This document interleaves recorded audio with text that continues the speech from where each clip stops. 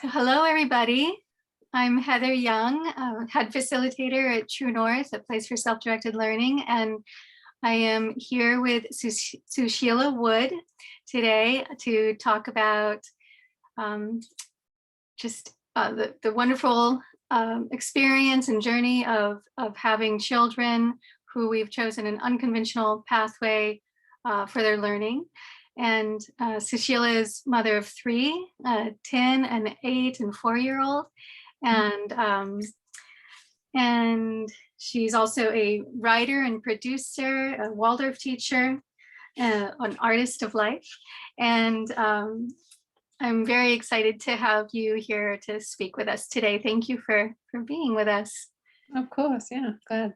Yeah, and so I was just hoping that if there was anything else you wanted to just share about yourself before we kind of dive into our conversation, but also as we go into the conversation, to start with the topic of just, what's your journey into this unconventional path of learning for you and your children.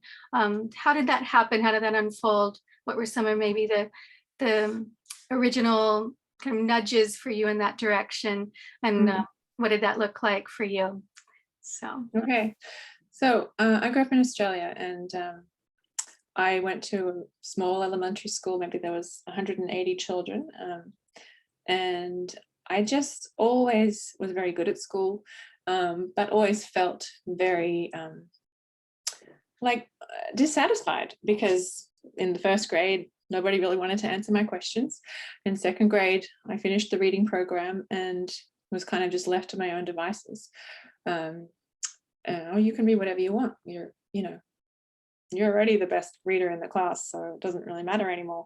So I just didn't feel like there was anybody who was really helping me to stay inspired and to meet me on my journey and allow that momentum to continue at its natural pace. As opposed to, feeling like I had to just stare out the window. And, as I got older, it didn't seem to improve any. There's lots of incidents that I felt that way about. But when I was in 7th grade, I actively decided that I didn't care too much to be so good at school anymore. I wanted to pursue my social skills. And so I switched schools and essentially joined the cool group. That's how that's really what happened. And it was very satisfying to me to be growing my social skills as opposed to just doing really good at school. Because I felt like that was more what it was about. There's other people here, so then I want to do well with these other people. I don't just want to do well on paper. And so then I think it was in the 9th grade, we were doing calculating the gradients of mountains and things as you do on paper. And I raised my hand and asked if we could go out and measure the mountain I could see through the window with the tools that the surveyors use. And the answer was a flat out no. There wasn't even any thought behind it. It was just no. And I asked why, and there was no reason given as to why. So it was that was the point where I really checked out of my formal education in terms of if we're not going to do it for real, I don't want to do it.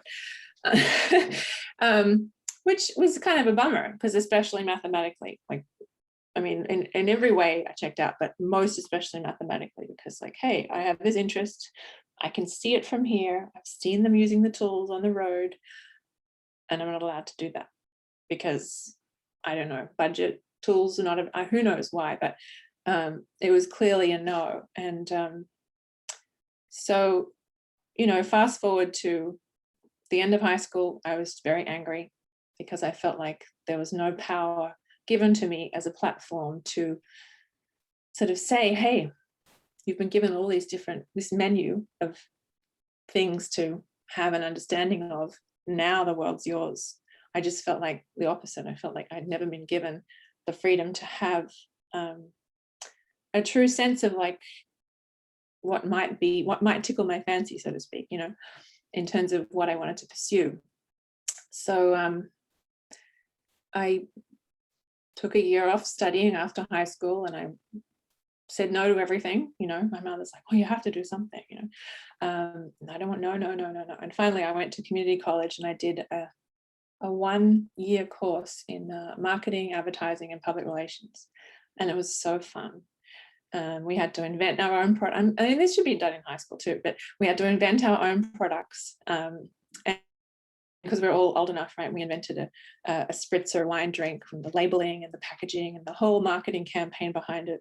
We had pink buses driving around Sydney with this logo on them, and the whole slogans, the everything. We had to create the whole campaign and the product, and then deliver it as a presentation, which was just fantastic. It was like real enough that I could like totally sink my teeth into it.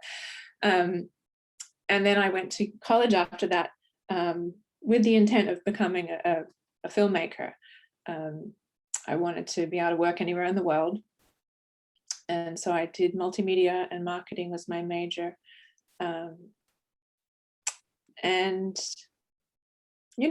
fast forward to when I was in my 20s, and I met a handful of people who were similar in age to me, and we were working on projects together here in California, and they all had this quality. I was like, there's something about you and you and you and you, and one had grown up in Switzerland, one had grown up in Florida, and two had grown up in Australia. And they all had this openness to do a multifaceted array of tasks. They weren't, well, this is my role, I can only do this, which is very common. I'm just the writer, I'm just the storyboard artist, they were willing to do a lot. And I was like, yeah, I really want my kids to have that kind of foundation, that they feel like they have a broad sense of what it means to be a multifaceted communicator. And the common thread was that they'd all had a world of education. So I decided that I definitely wanted to try and bring that to my children. And so when my daughter turned 5, I decided I would pursue that for them, so that I could understand it for myself, and while I was studying, bring it to my children as much as I could. But yeah, like I said, I didn't say, but they've never been to a day of school, any of them, because it just didn't feel necessary. People say, oh, what about socialization? And it's like, well, it doesn't resonate with me at all, that as a reason for sending your child to be with other children, because when they're so young, they're getting their imprint mostly from the grown-ups around them and the older children around them. They really don't get much at all from the children the same age as them. And as they get older, that can become, the wrong kind of relationship, where you're more connected to your peers than you are to your family and your senior people. And then it can be very easily very toxic, because you're making decisions based on this group of people who don't have that part of the brain yet, right? I mean, and now we know, and I mean, I would love for all teenagers to be told this at a certain point, almost like a warning on a cigarette label box. Please be advised, there is a part of your brain that is not yet in existence. You are not expected to make these kind of decisions until you're in your late 20s. This is a statement of fact, because it's so horrible what gets done to teenagers. They just like, well, why can't you make a decision? It's like, well, I don't have that ability. There's a bit missing in here, and what a comforting thing to know that as a young person. Like, wow, I need my elders, and I need them all the way until I'm truly an adult, right? Mm-hmm. So yeah, so do you feel like that's one of the reasons why having your kids with you rather than at a conventional school is helpful, because they get to be in the real world setting more often? Yeah, and they get to be with a broad array of ages. Mm-hmm. They get to be with the little kids out on the street, and they get to learn tolerance from the little kids, and they get to learn kindness, and they get to learn patience, and they get to look up to the older kids, as opposed to benchmarking themselves against their peers when they're all with kids who are more the same age. I mean, that's just a natural thing, oh, you're 8, I'm 8, how tall are you? Oh, I'm this tall, I'm that tall. How much do you weigh? Well, I weigh this. How many books have you read? It's just some weird thing that human beings do, right? And there's no benefit to it. I don't see any benefit to any of the benchmarking that happens. I mean, even in the pediatrician's office, I said to our pediatrician, I think when my daughter was 2, I don't ever want to hear you use these words, you know. I don't care where she is on the percentile chart. I don't want you to, you know, speak in comparative terms about her development because what is it doing? Why? What is our intent? You know, it's a setup, you know. Yeah, I feel, you know, you maybe have heard the term school wounds, you know, the idea that all of us in different areas of our life, of course, not only school, but since many of us spent many, many hours in our childhoods in school, there's a lot of us that have, you know, unfortunately experienced school wounds. And I feel like one of those primary wounds come from what you're bringing up here, just the constant comparison. You know, that everything is about comparing, really, you know, that it's it literally is on a graded scale, right? It's and that's, I feel that that's one of the things that's so damaging for us later on, is that we grow up steeped in an environment of comparison rather than, you know, cooperation and mutual celebration of one another. Yeah. Well, and then also what it means to be a good student is not what it means to be a leader or what it means to excel at what you're good at. You know, what it means to be a good student is to fit into the box that's being presented. And, you know, my sister and I were both very good students. I remember our report cards from elementary school were always pretty much straight A's or A's and B's. And so we knew how to fit the mold very well. That's what it means to be the star student. And like, no, I don't want that for my children. I don't want them to be fantastic at fitting the mold. I want them to be fantastic at trusting their intuition, because it's the one thing they were given when they were born. And if I can raise them to be adults and have that intact, I feel like that's the true sign of successful parenting.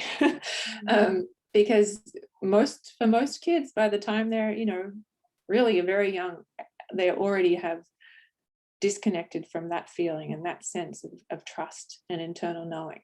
And then they can spend their whole life trying to get to know it again, right? Trying to get to trust yourself enough to have the confidence to know what your heart and your soul needs, you know.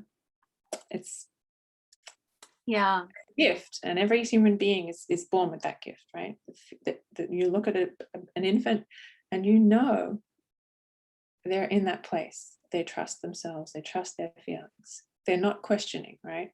Sometimes I work at a horse ranch, and sometimes occasionally, you know, when children come for the first time, they're very interested in getting constant feedback on how they're doing.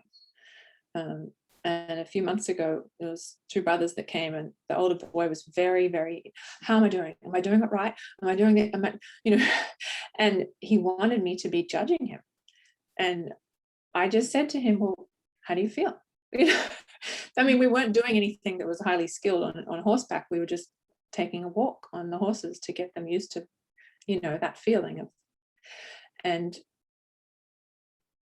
I felt very saddened that he didn't have that ability to just like relax and breathe and be without someone telling him, you're doing good, you're doing good, you're doing great. Because, you know, I feel like ultimately as an educator, as opposed to telling the children, you did such a good job, you know, you want to bring out in them that feeling of like, I know I did well today, and I know I did because of all these reasons, because I never heard you say this, and I never heard you say that, and I never heard you ask me to do this, and I feel like I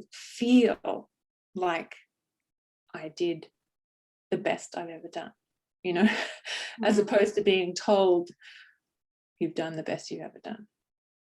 Yeah, that it develops a sense of really inner knowing and trusting what you know to be true through your own first order of experience, rather than looking to the outside to figure out if you're okay or not. Yeah. Yeah. Yeah, because that young child has that, they know, am I okay? If I'm crying, an adult picks me up, I know I'm okay, right? That nobody tells them, they feel it. So I feel like that, to have that intact is such a big gift. Yeah. Yeah. Actually, just this morning, I was listening to a talk between two people who are involved in the field of healing trauma. And they were actually speaking directly to this, saying that one of the ways that you can heal from a past that was, you know, was wounding to you, is to find ways of coming back into connection with your intuition, because that's the big thing that gets lost in, when we experience trauma, is that we can tend to lose a sense of connection to our own trust and our own inner knowing. And Yeah. and so it's not just like, oh, it's just nice to stay in touch with your intuition because and you can be more creative or whatever. No, it's like, it's actually physically it has physical health results if you do or don't have that connection. Yeah. So it's and lifelong. Yeah. Yeah. And it's just one other way of knowing. There's ways of knowing. There's seeing, there's feeling, there's hearing, and there's your intuition. So it's like, you sense it, you have to be willing to trust yourself enough. And I'm co-authoring a book actually with a doctor, and one of the stories, I mean, it's a collection mostly of stories about patients dying. But one of the stories, he's in his office at 11 a.m. with a whole waiting room of patients to see. And he suddenly has this intuition that he has to go to the hospital. And he feels crazy because he's like, well, nobody's called me to the hospital, right? So he gets in the car and he goes to the hospital, and he walks into the room of one of his patients the moment she has a cardiac arrest. And, she wasn't being monitored for cardiac problems, so the nurses wouldn't have found her for minutes or longer. And, she saw him and he saw her. Her heart stopped. And because he was there, she managed to be revived, and she spent a few days in the ICU and she was fine. But intuition. Yeah. There was no call that said you should go to the hospital. But wow, you can save a person's life just by trusting your intuition. Yeah. Cool. Wow, that's a potent story. Yeah, such an example. Yeah. But so for the children, I mean, they're born with that. And so let's just like reframe what it means to help them in life on their journey, and like try and keep that intact, right? There's a beautiful book actually. It's called Toto-chan, I saw it when I was up there earlier. It's called Toto-chan, the little girl in the window. And I highly recommend it for anybody who has a young child who might be considering homeschooling. And Toto-chan was not homeschooled, but she was kicked out of school in Japan when she was 6 because she could not focus on what the teacher was asking her to focus on. She was the kind of child who had to look out the window, and the street musicians would walk past and she'd be like, where are you going today? Or if someone was injured, she had to be present with them and know and understand what was happening before she could, move on to anything else. But she grew up to become the most famous female Japanese talk show host. So she's basically like Oprah of Japan, because she had this incredible social intelligence. And this is not something that is very recognized in Japan as a skill, or even, something you want to see as valuable. But it's a beautiful journey of her finding a place where she could learn. And the first time that she went to the school, the principal listened to her for 4 hours. And at the end of the 4 hours, he said, is there anything else you'd like to tell me? And she was so, nothing else. I can't think of anything else. And from that point, it was like the first time in life she was fully heard by an adult. And then he was her chaperone in her education. So it's like, cool. Yeah. Yeah. That piece you just said, the fully heard, the being seen and heard. Mm. How is that for you with your family with 3 children? That must be a lot to be present for all of them. How is Yeah, well, that? it's definitely, you definitely ebb and flow with each child with that. Like, their personalities are different, and some of them tend to be more vocal in their feelings than others, and I mean, I think one of my tools on an ongoing basis is to just try and I guess the more children you have, the more difficult it is to try and have one-on-one time here and there, and hey, if you're very busy, make it an appointment, put it on the calendar, and this is our time where we're just doing, doesn't even have to be anything, it could be a walk around the block together, but just to allow them to feel connected to you on a one-on-one level. And then sometimes that's enough, you don't need to talk through things, but just to feel connected, and as they get older, I mean, I wasn't raised in a religious household, but I really do feel that rites of passage are important. My daughter turned 10, and so I'm kind of carving out our rites of passage as we go, but for her 10th birthday, we went on our first backpacking overnight together, and it was great. She was so excited. She did all the planning. She packed all her own gear and mine. And I work. So when you work as well as homeschool, this is what happens. I'm here on the computer working away, and she brings me the list. Oh, this is all the things. Okay, right, go, you pack. And then we went, and we were going to go to Santa Cruz Island, and the boat was cancelled because it was the seas were too high, and that typical, it can happen a lot, unfortunately. But and then it was booked out till July, and I was like, oh man, this is really, what a bummer. And so I researched where else could we go, and we went to Prisoners Harbor, which is a different location there, but it's a 3.6-mile hike to the campground. And it's not just like, it's 3.6 miles, it's 3.6 miles like this, right, up, down, up.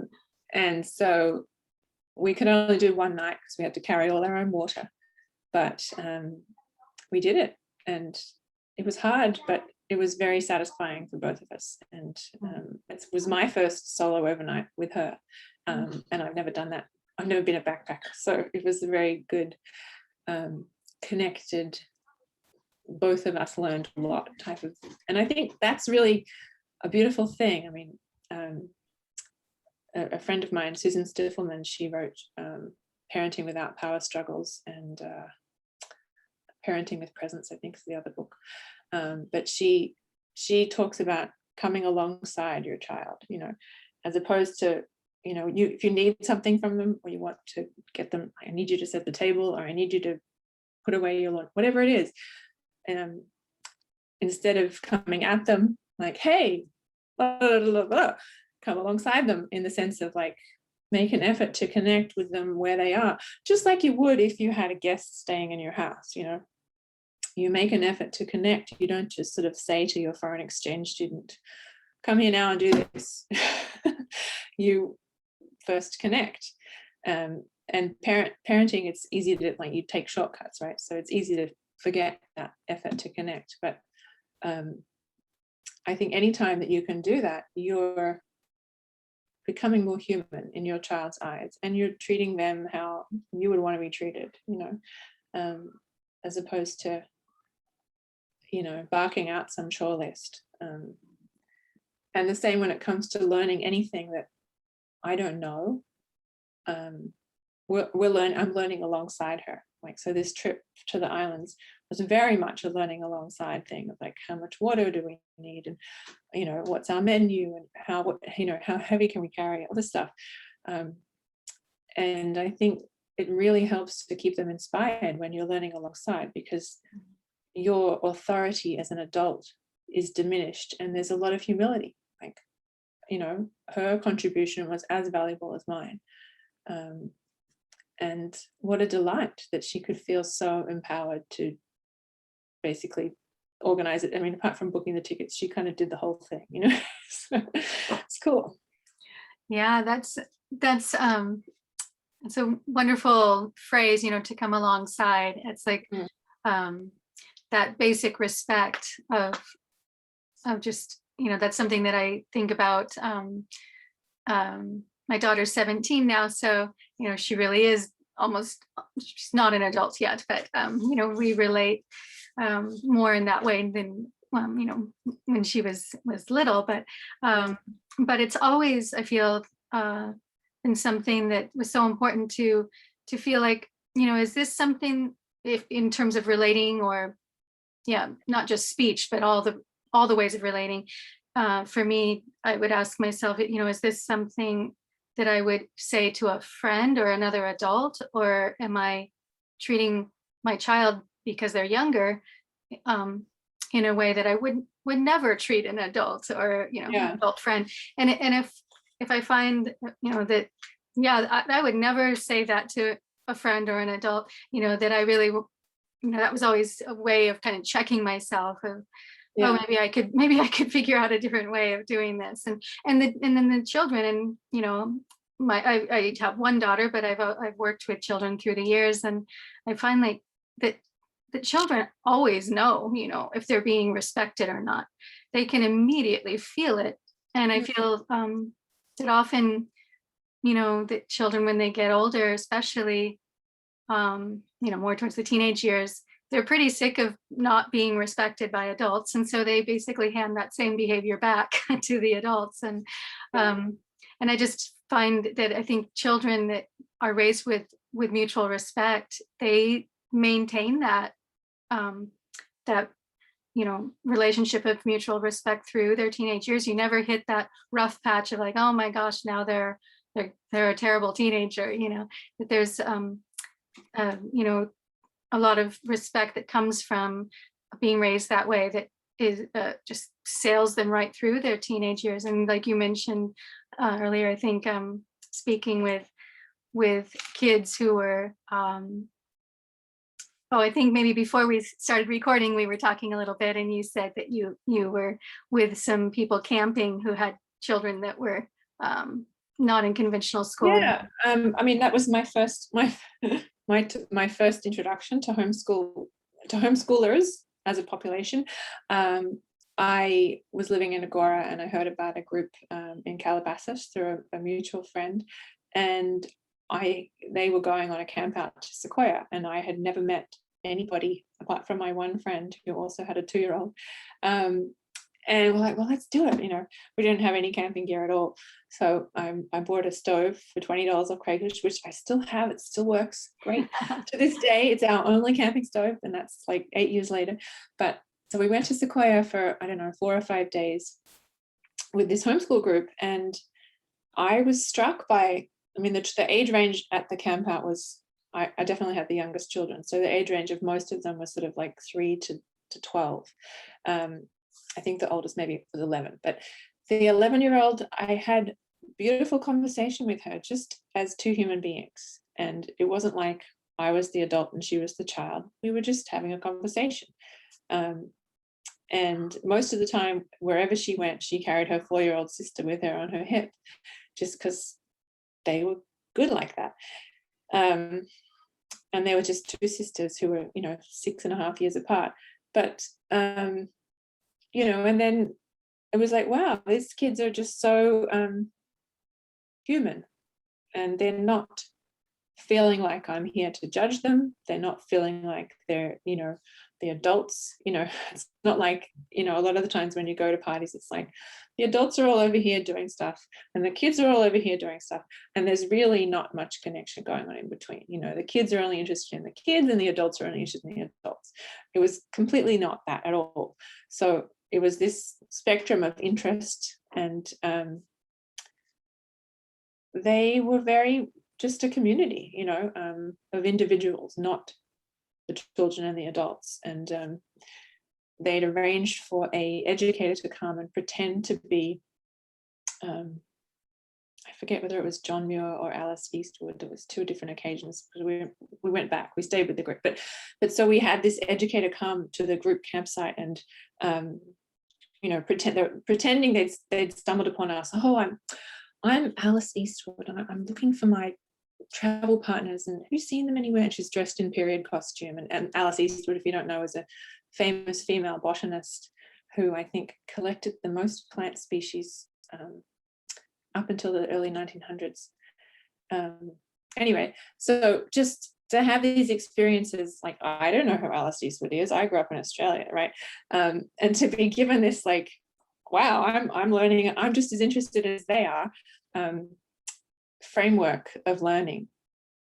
Very, very, very lovely and connected. And it's like, of course I want my children to be around that, it's beautiful and it's natural, and none of the kids are like, oh, fine, I'll do it, right?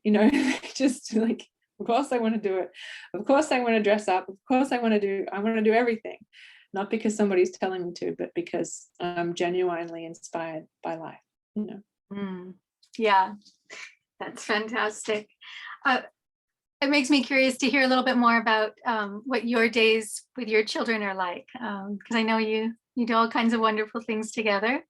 Well, a lot's changed. I'm actually working quite a lot. Currently, I work 3 days at a horse ranch, and the beautiful thing about that is that I'm teaching children, and my children get to be there a lot. But yes, that's definitely changed the texture of our days for the past 2 years.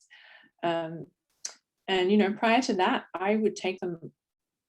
Maybe I'm not really a crazy driving person. I don't really like to drive.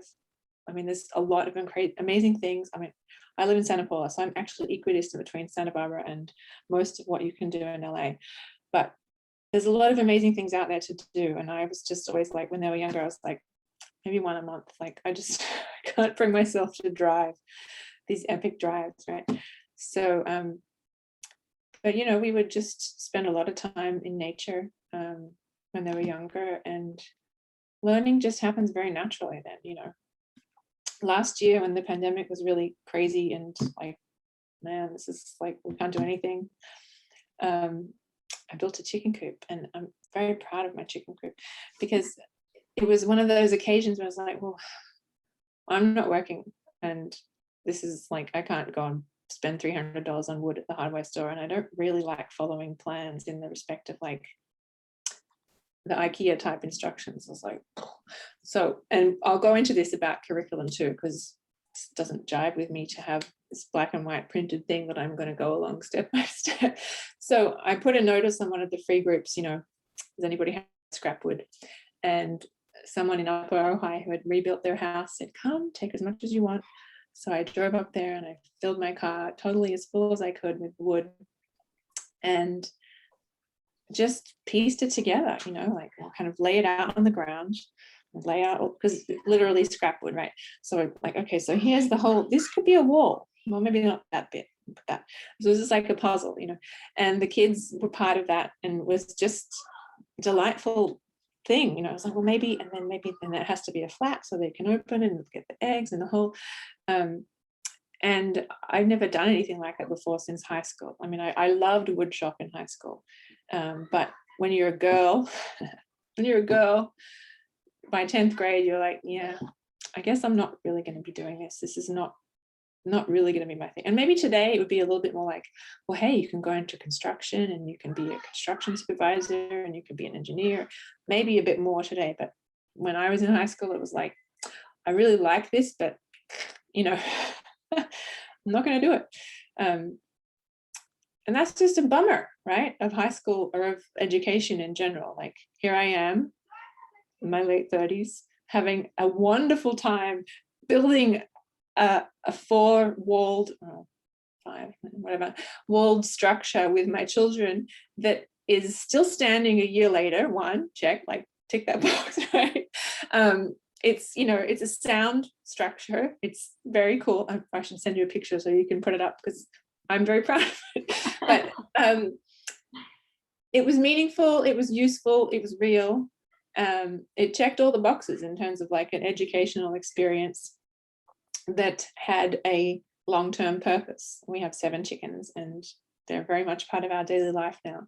And why not? If you can, especially when you're in this mode of this past year of like, well, here we are, spend a lot of time at home. How can we make our home life more rich? Look around, because if your kids are home with you, chances are they'll learn a hell of a lot if you improve your environment and let them help. Yeah, there's that idea of that the environment is actually the main teacher. Yeah, well, there's termites in this house. The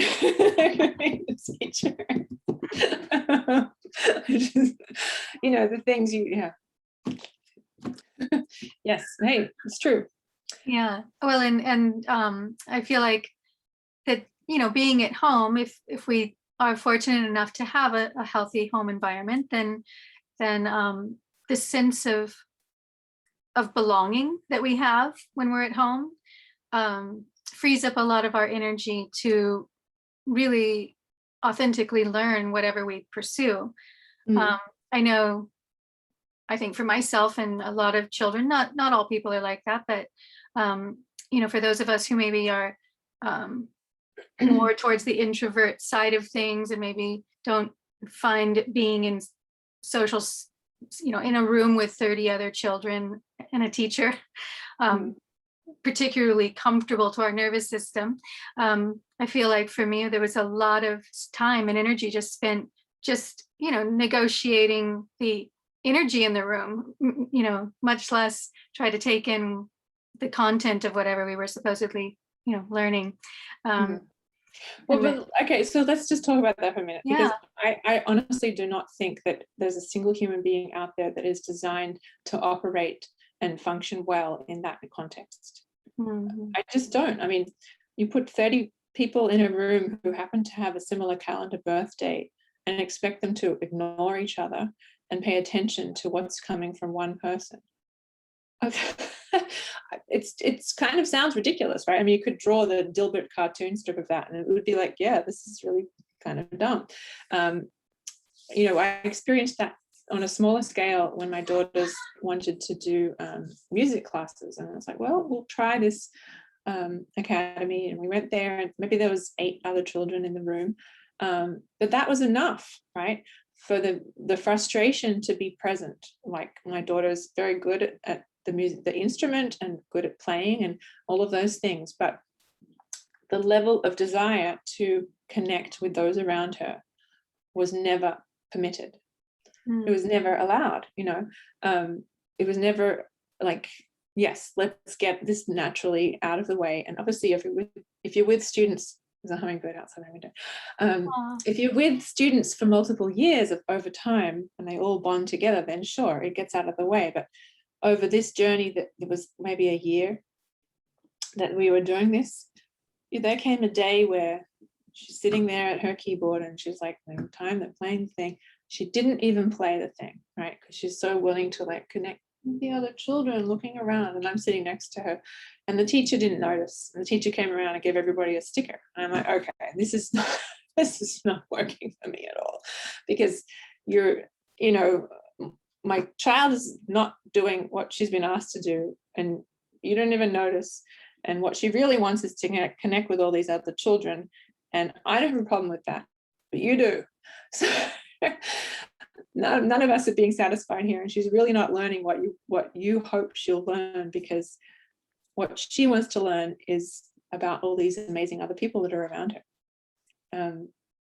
And that's a very natural thing for a child to want to know everybody around them, because if you look back in the village, there would never have been a time where there's suddenly a whole group of people that you don't know, right? Just would never happen. You're born into this village environment and you know everybody. There's never a time where you just like plop, Yeah. So. And that's a challenging thing, I feel like, for us in this day and age to be able to find a sense of extended family or community like our ancestors would have had more naturally. Yeah, no, I definitely don't have that, unfortunately. But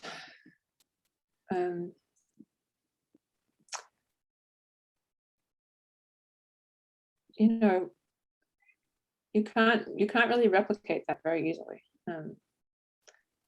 And even if you do, people move away and their priorities of life change, and it's just not the way that it once was. And we can't assume that we can ever make it the way it once was. But we can still help them keep their intuition intact. We can still, you know, get them to be connected to nature and the earth. And hey, if there's one or two other families that you remain connected to over this journey, great. I mean, the longer that people homeschool, the more attrition there is, you know, because most people, they're fine with homeschooling up until like maybe 4th or 5th grade. And then they feel like, oh, am I like overwhelming, or like I really can't bring them what they need and things like that. And so then a lot of people get sent to school at that age, and it's all fine. I mean, I feel like, and then some people jump in and out of school, and that's fine too. It's just that you're on your own journey. And so even if you create a community, it's not, you can't rely on it. You have to rely on just the simple things that you have. You have this gift of breath. You can remain conscious. You can try and make conscious choices for your kids, and, you know, keep it simple. Yeah.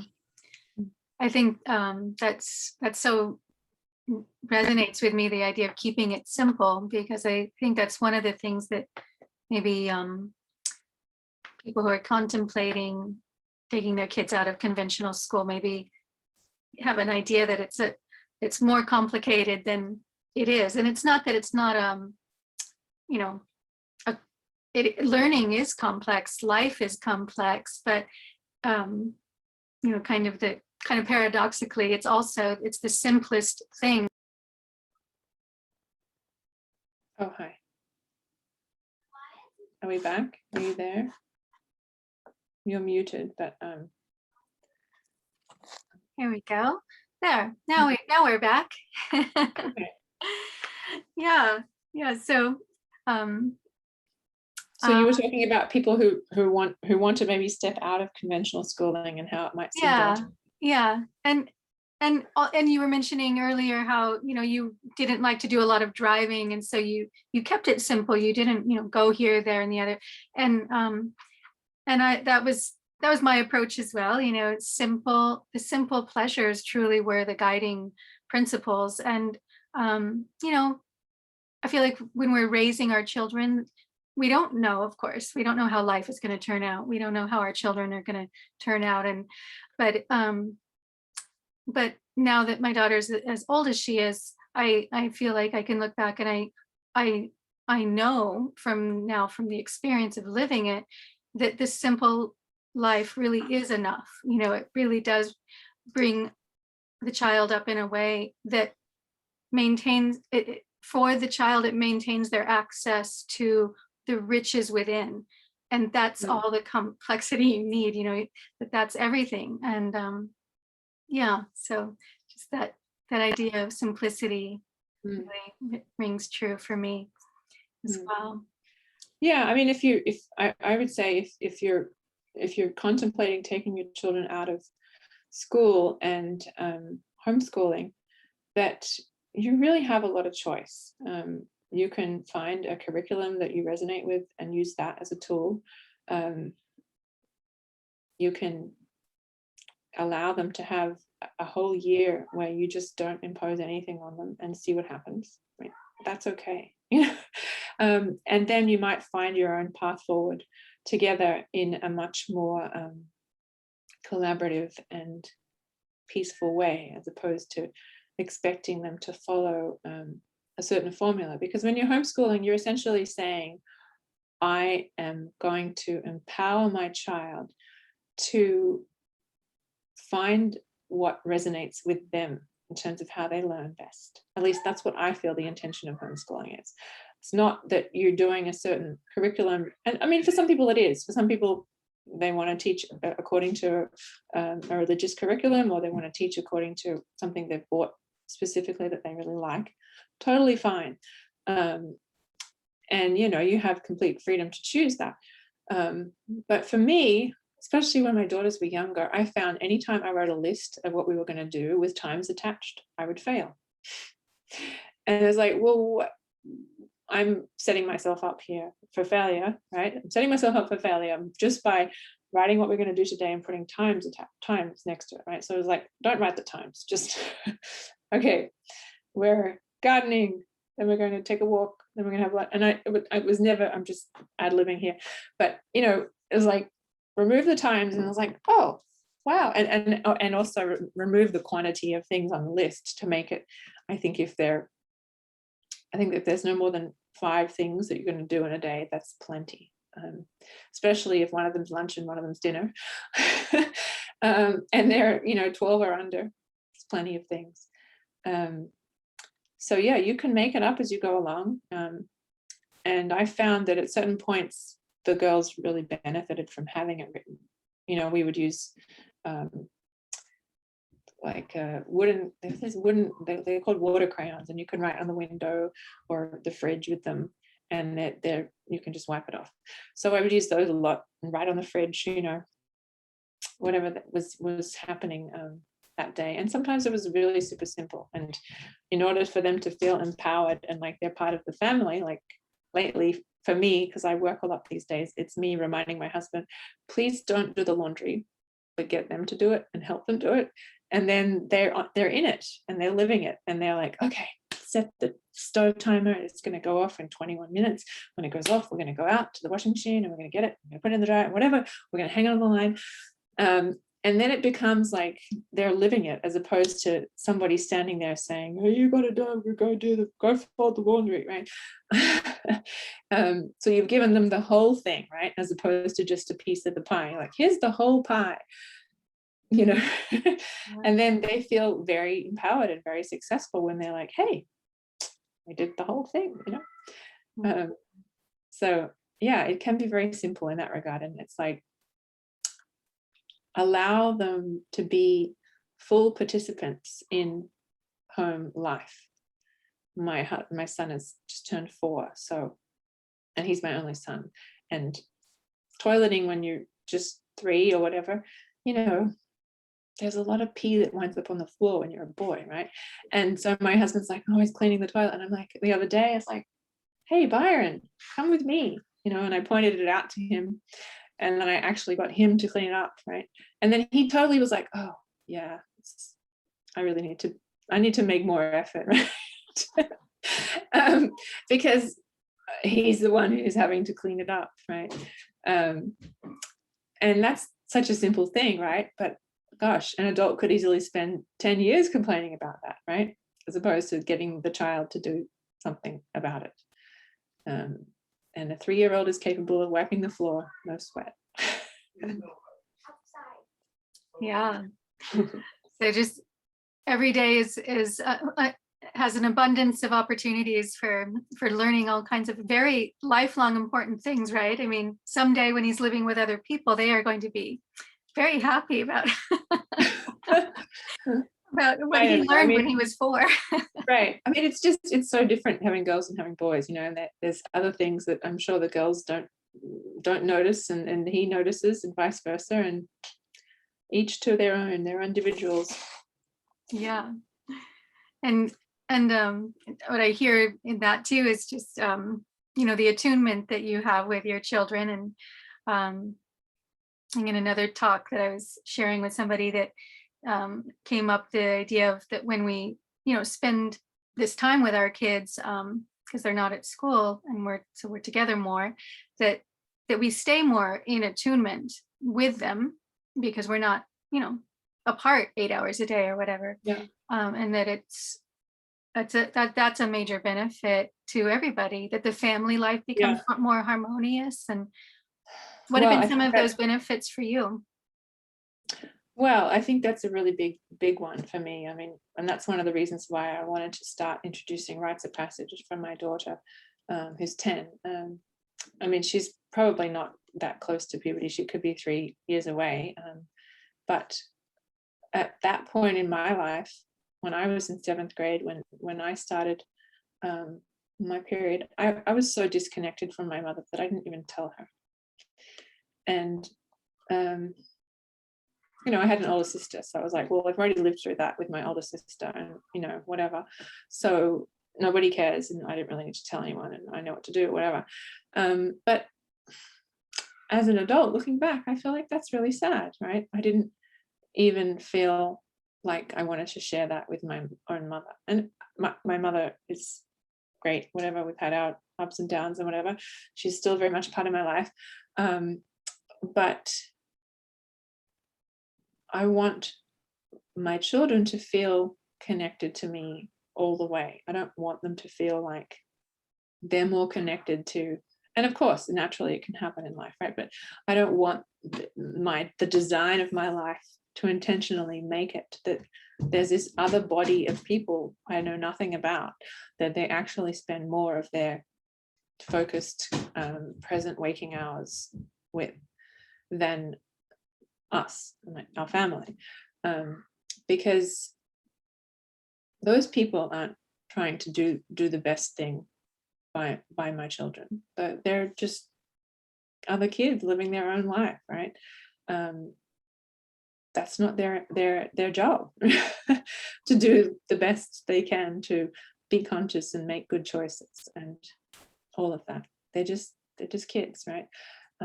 So I feel like the fabric of life, the tapestry of life, of the interdependent relations of ages, the young and the old, that is what helps them to feel held all the way. They don't feel, I didn't feel held by my peers in that respect, because they're equally grappling for a source of clarity. And that is what the foundation of what you want to give your children is, a source of clarity. They can't get that from their peers. Mm-hmm. Yeah. It's very important what you're talking about. I just feel like I always think of the idea of roots and wings, the idea of giving our children a sense of their rootedness in the sense of belonging within our connection, our love connection, and that from there they will find their own way to fly into life. Yeah. I mean, I think that's all you can hope, right? That they find their own way to fly into life. And whatever method, for some people homeschooling is just like completely not even a remote possibility because of their living situation or their work situation. And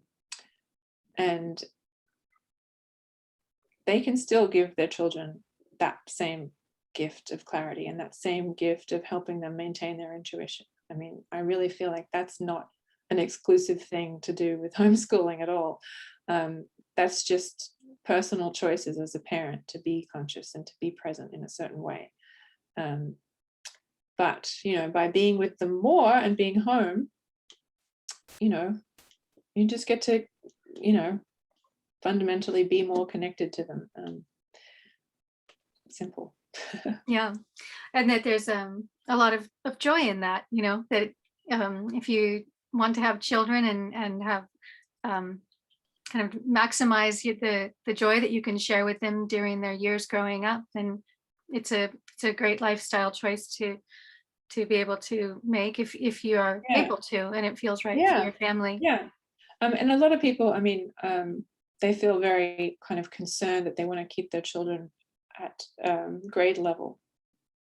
This is a big concern a lot of homeschool parents have, and they want to follow a certain curriculum because they want to know that, hey, if anything happens, I can just send them to school and it'll be okay. And hey, for peace of mind, I guess that probably works for a lot of people. But in my experience, in my house, I have a 5-year-old who, actually the very first week that I went to my Waldorf teacher training, we talked about readiness for reading, and that the letters in the alphabet are not introduced formally in Waldorf schools until first grade, when the children are in their 7th year of life, which is very unusual by today's standards, to wait. And so I came home from this very first day, and he also talks about the changing of the teeth as being a sign that a child's ready for more formal learning. And so day one, I was like, okay, this is interesting. Come home, hey mom, look. She opens her mouth and she's cutting her bottom 2 teeth, right? And she holds up Charlotte's Web and says, and I can read this. And I'm like, oh wow. Like, I mean, she was only 5 when that happened. And I did not teach her to read ever. I read her a lot of books, but she was the kind of child, I mean, and when your child turns 2, for some reason you get given truckloads of alphabet toys. And I made a really conscious choice, because I was an early reader. I was reading fully when I was 4. And I made a conscious choice that I gave away all the alphabet toys. And despite that, she was the kind of kid who would walk up to number plates and say, what's that one? And what's that one? What's that one? And what's that one? And it's like, I just told her what they were. I didn't try to embellish it or whatever. So she deciphered that code and was reading chapter books at 5. My other daughter is almost 8.5.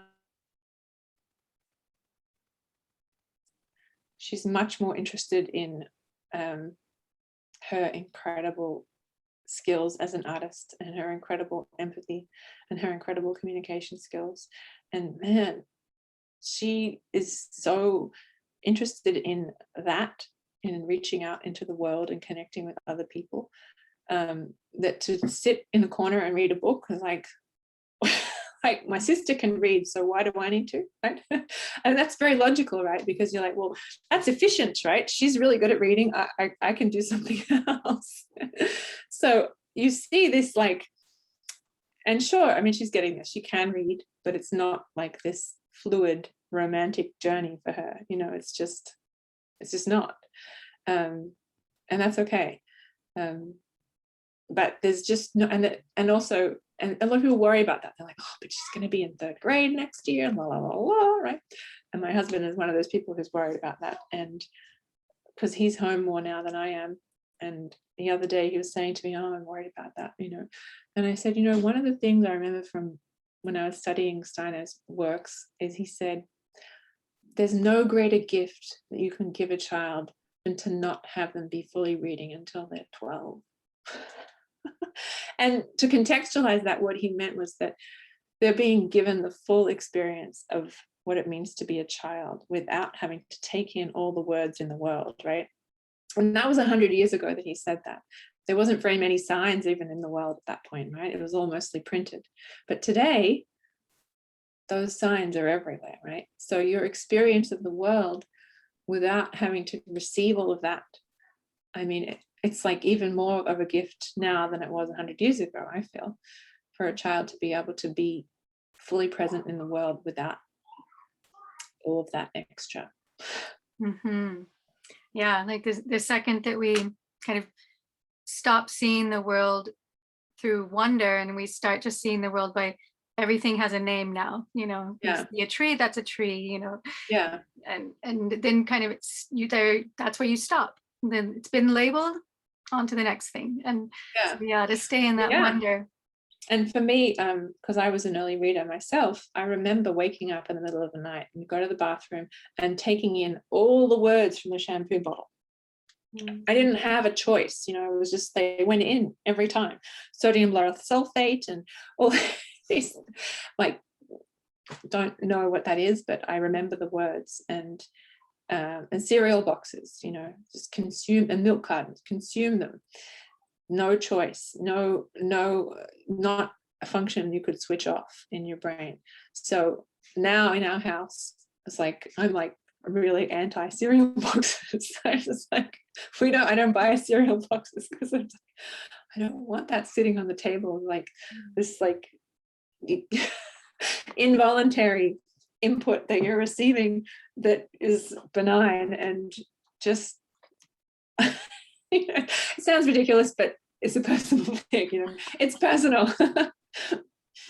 Yeah, well, and that's why it's wonderful to be able to get to be with your children in this way, you can make it personal, right? And Yeah. that's Like, pretty incredible opportunity. mm, Well, I love talking to you about all of these topics so much. It's wonderful to dip a little bit into your world and hear. And there's so much more to hear. I know that you guys have all kinds of fun adventures together, and maybe we'll get a chance to talk again another time. sure. Thank you so much for speaking today with me. And is there anything else you wanted to add before we close our conversation for today? Well, I mean, I know that it's a lot about people coming to terms with what unschooling is versus what homeschooling is versus what using a curriculum versus not.